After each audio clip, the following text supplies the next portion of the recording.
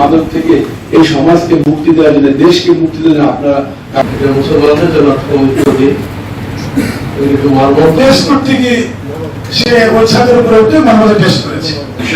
আমরা অনেকগুলো আঙ্গিক দেখতে পেয়েছি।